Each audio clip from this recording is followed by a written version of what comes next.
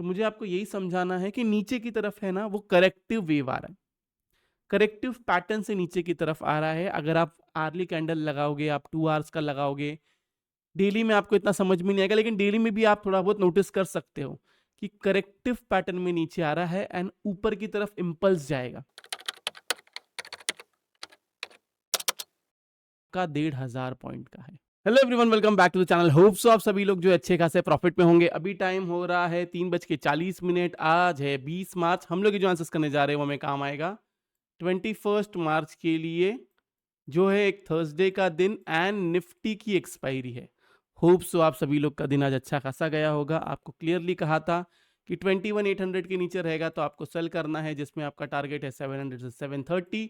यहाँ पे आपको पूरा का पूरा प्रॉफिट बुक करना है, यहाँ पे आपको बाय करना है। यहाँ से जो तगड़ी तरीके से ऊपर गया है डायरेक्ट, वो 21,900 से 930 के आसपास गया, देन वहां से रिवर्सल किया। होप सो आप लोग ने दोनों साइड में अच्छा खासा प्रॉफिट किया होगा। व्यू मेरा वही है मार्केट को लेके। अब कल के लिए कैसा प्ले करना है, उससे पहले कुछ इंपॉर्टेंट चीज कह दूं जो मेरे दिल में है, जो मुझे कहना है आप लोग से। देखो, लाइव मार्केट में या फिर मार्केट खत्म होने के बाद में, मार्केट खत्म होने के बाद में तो बहुत आसान है बोलना कि ये होगा तो वो करना, वो होगा तो वो करना। स्टिल उसके अंदर अगर कोई एक साइड का व्यू दे रहा है तो वो व्यू देना बहुत डिफिकल्ट है।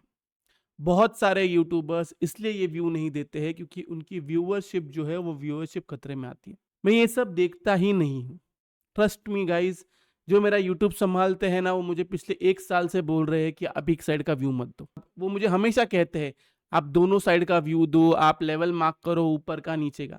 लेकिन मैं ऐसा एनालिसिस नहीं करता हूँ गाइज, एंड इसके लिए ना आप लोग से रिक्वेस्ट है कि थोड़ा ना समझदारी रखें। अभी अगर एक साइड का व्यू दे रहा हूं तो पॉसिबिलिटी है कि 1 आध 2 दिन गलत हो जाऊंगा, लेकिन मेरा पोजिशनल व्यू बहुत रेयरली चेंज होता है, बहुत रेयरली। लास्ट टाइम चेंज हुआ था 1 साल पहले, चेंज हुआ था बराबर, जब मैं बियरिश था मार्केट में और मार्केट वहां से बुलिश हो गया, और उसको भी मैंने एक्सेप्ट कर लिया। लेकिन कुछ लोग अभी भी उस बात को लेकर रोते हैं, कुछ लोग अभी भी कहते हैं कि नहीं मार्केट बियरिश है, मार्केट क्रैश कर जाएगा, एक्सेट्रा एक्सेट्रा। आज आराम से, मतलब मजाक में आपको 200 पॉइंट मिले हैं, ये मजाक में।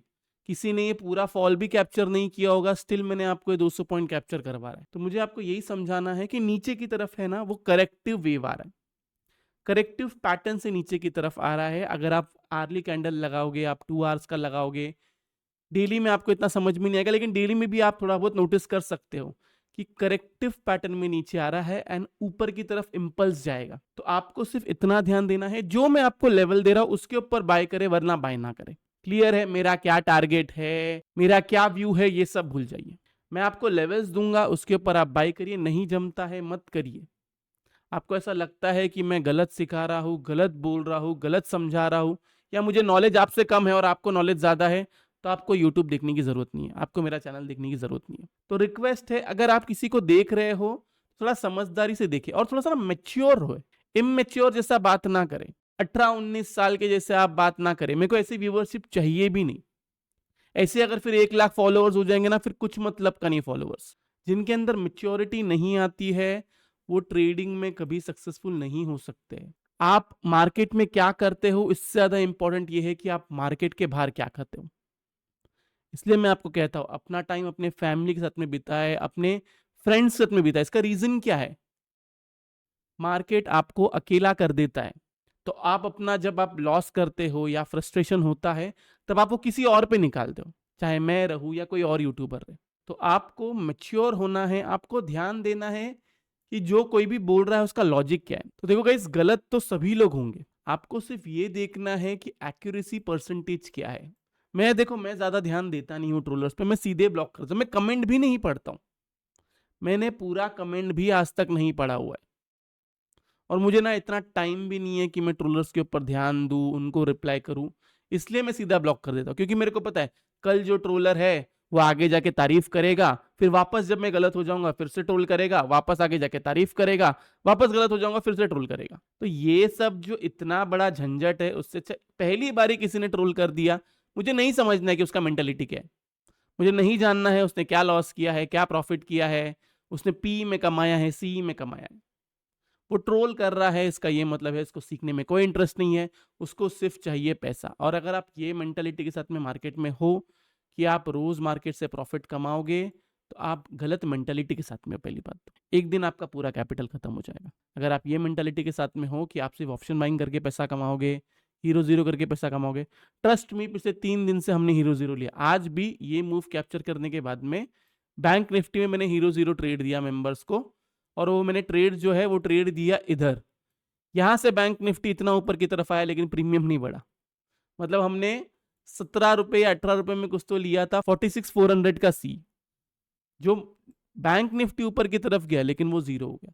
इसलिए मैं जब भी हीरो जीरो देता हूं मैं बहुत क्लियरली कहता हूं कि जीरो होगा ऐसा लो, और मैंने हीरो जीरो लेना भी बंद कर दिया है अभी। उसका रीजन ही ये है कि मार्केट जब ऊपर, देखो जो आपका व्यू है, जो आपकी स्टडी है, उसके हिसाब से मार्केट जा रहा है, लेकिन अगर उसका प्रीमियम नहीं बढ़ रहा है ना, तो वो ट्रेड लेके कुछ फायदा नहीं है। तो मैंने हीरो जीरो लेना कम कर दिया है। आप लोग से भी रिक्वेस्ट है, हो सके तो हीरो जीरो बंद करें। कोशिश करें कि आप हमेशा एक सही ट्रेड ले, सही एक्सपायरी में ले। 1 महीने आगे की एक्सपायरी लो, सही स्ट्राइक प्राइस चूज करो। अगर आप पोजिशनल ट्रेड का सोच रहे हो तो लॉजिक लगाओ कि उसके पीछे का एसएल क्या होना चाहिए। अगर आप एवरेजिंग करने वाले हो तो आप एवरेजिंग कहाँ करते हो। लोग बोलते हैं एवरेजिंग करने में बुराई है, मैं ये नहीं मानता हूं।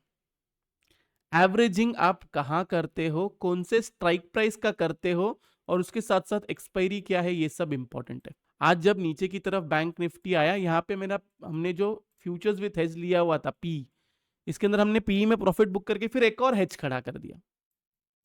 तो क्या ये गलत है? एडजस्टमेंट करना गलत नहीं है। आप एडजस्टमेंट कौन सी करते हो वो इंपॉर्टेंट है।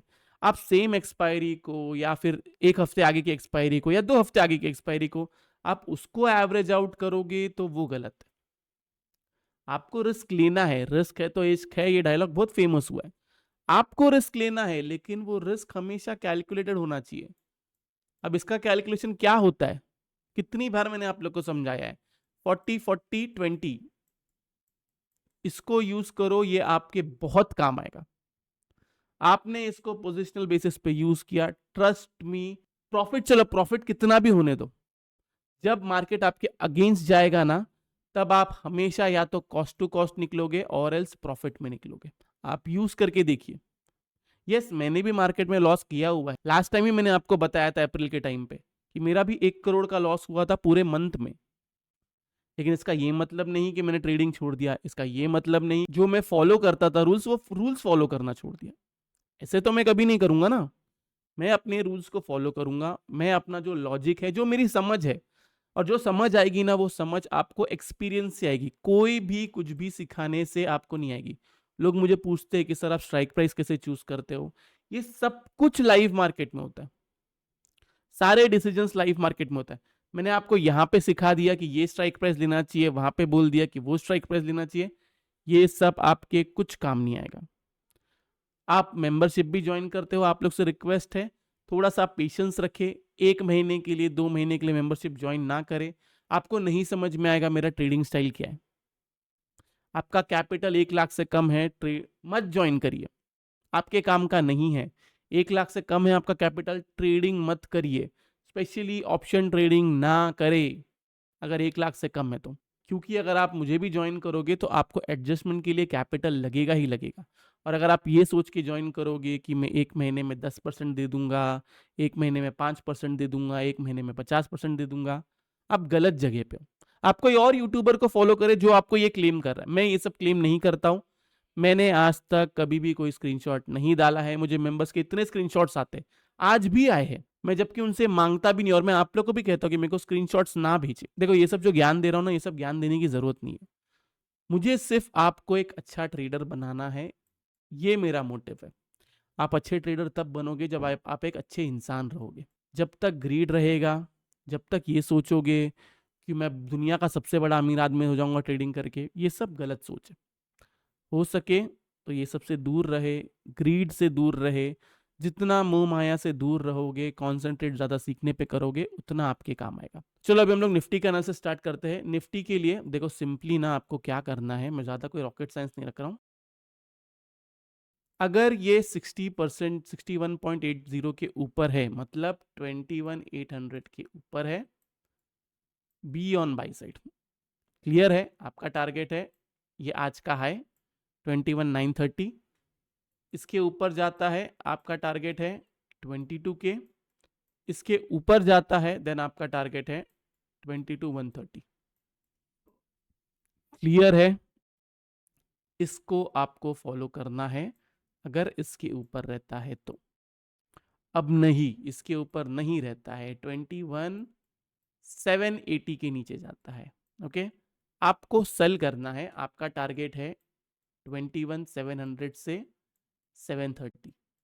अब इस बार आप यहां पे बाय नहीं करोगे, देन इसके नीचे भी जाता है, आप सेल करोगे, आपका टारगेट निकल के आता है 21,650 से लेके 660।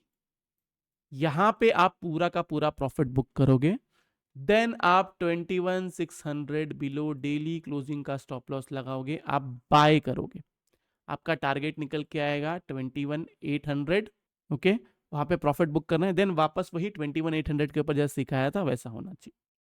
मेरे हिसाब से मुझे लगता नहीं इतना नीचे की तरफ आएगा स्टिल, लेकिन अगर इन लोगों को अगर बियरिश करना हुआ, देखो गाइज जो भी ये फॉल आ रहा है ना, ये लोगों को सिर्फ बियरिश किया जा रहा है, लोगों को बाहर निकाला जा रहा है।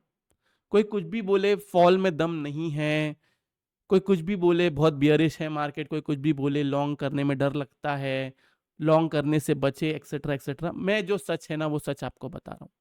मेरे को कोई झूठ बोल के ना आप लोग से कुछ मिल रहा है, उल्टा सिर्फ गालियां मिलेगी।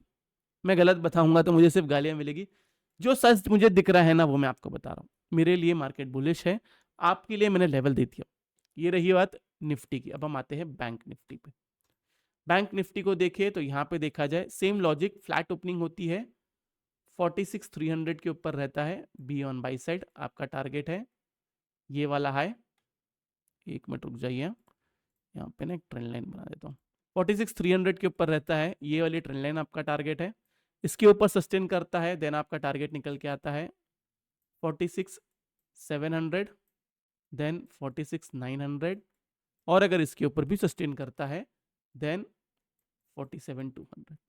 That's it. यहाँ पे आपको पूरा का पूरा प्रॉफिट बुक करना है।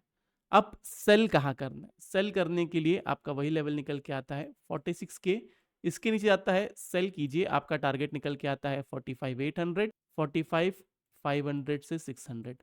यहाँ पे आपको प्रॉफिट बुक करना है, देन जैसे ही आपको इस तरफ मिलता है वहां पे आपको बाय अटेम्प्ट करना है, स्टॉप लॉस लगाना है 45,500 बिलो 2 क्लोजिंग का।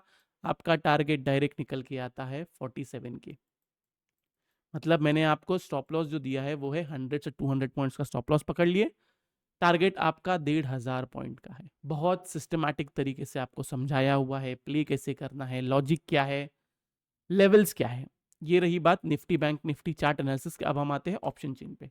ऑप्शन चेन को देखें तो यहाँ पे देखा जाए कॉल राइटिंग है 21,850 पे, 21,900 पे एंड 22,000 पे। पुट राइटिंग है 21,800 पे, 21,700 पे। बैंक निफ्टी को देखें तो यहाँ पे देखा जाए, एक मिनट रुक जाइए, 46,500 पे कॉल राइटिंग अच्छी खासी, 46,400 पे कॉल राइटिंग है, पुट राइटिंग है 46,000 से लेके 46,300 पे। ओके, तो जो लेवल दिया है उसके हिसाब से ही प्ले करें। व्यू मेरा मार्केट को लेके बुलिश है, नीचे की तरफ जाता है, लेवल्स मैंने आप लोग को अपडेट किया हुआ है, उसके हिसाब से प्ले करें। बहुत सारे मुझे मैसेज आए, उसके लिए थैंक यू सो मच। देखो गाइस, मेरे को ना गुस्सा ना सब लोग पे नहीं आता है, लेकिन कुछ इडियट्स होते हैं जिनको ना अननेसेसरी ट्रोल करने की आदत होती है, और मुझे ना उन पे फिर चिढ़ आती है। अब लोग बोलेंगे कि सर एक को छोड़ दो, दो को छोड़ दो। क्या होता है ना, इन लोग खुद तो ट्रेड नहीं करते और ना मुझे लाइव मार्केट में परेशान करते। और ऐसा है कि मैं लाइव मार्केट में इधर से उधर कुछ कर भी नहीं सकता, या ऐसा भी नहीं है कि मैसेजेस नहीं देख सकता, क्योंकि मैं मेंबर्स को अपडेट करता हूं तो मुझे मैसेजेस भी आते हैं। बहुत सारे अच्छे मैसेज भी आते हैं, लेकिन कुछ कुछ ऐसे इडियट्स के मैसेजेस भी आते हैं। इनको ब्लॉक करने में थोड़ा टाइम चले जाता, फिर वो थोड़ा टाइम ना फ्रस्ट्रेशन रहती है दिमाग में। जब आप इस स्टेज पे पहुंचोगे ना तब आपको समझ में आएगा, जब आपको भी जब लोग मैसेज करेंगे। मुझे भी दिन में कम से कम 100 से 150 मैसेज आते हैं, और 80 to 90% ना मुझे यही मैसेज आता है, सर कैपिटल खत्म होने जा रहा है, क्या करूं, बचा लो मुझे। कौन बोल रहा है आपको इतना सारा कैपिटल लगाने के लिए? कौन बोल रहा है आपको इतना सारा कैरी फॉरवर्ड करने के लिए? कैरी उतना ही किया जाता है जिसके अंदर आप चैन की नींद सो पाओ। अब मेरा कैपिटल अगर 1 करोड़ 2 करोड़ का है, इसका ये मतलब नहीं कि मैं 2 करोड़ का 2 करोड़ लगा दूंगा। जिस दिन ऐसा करने लग गया फिर उस दिन तो फिर अगले दिन से ही फिर मार्केट से बाहर निकलना पड़ेगा। ट्रेडिंग करते हो, कैरी फॉरवर्ड करने में कोई बुराई नहीं है। कोई बोलता है कि वो कैरी फॉरवर्ड नहीं करता है, झूठ बोल रहा है आपको। कैरी फॉरवर्ड करने में कोई बुराई नहीं है, आपको सिर्फ सोच समझ के कैरी फॉरवर्ड करना है। ज़्यादा फोकस करिए ऑप्शन सेलिंग विथ हेज पे, ज़्यादा फोकस करिए फ्यूचर्स विथ हेज पे, बहुत काम आएगा। तो ये रहा निफ्टी बैंक निफ्टी का चार्ट एनालिसिस और ऑप्शन एनालिसिस। होप सो आप लोग को वीडियो से बहुत कुछ सीखने मिला होगा। अगर आप लोग को वीडियो अच्छा लगा तो प्लीज वीडियो को जो लाइक कीजिए, नीचे कमेंट सेक्शन में कमेंट करके जरूर बताइए कि आपको वीडियो जो कैसा लगा। अगर आप चैनल पे नए हैं तो चैनल को सब्सक्राइब जरूर कीजिए। तो इस वाले वीडियो के लिए मैं सिर्फ इतने रखता हूँ। बाय बाय, टेक केयर, अपना ख्याल रखिए।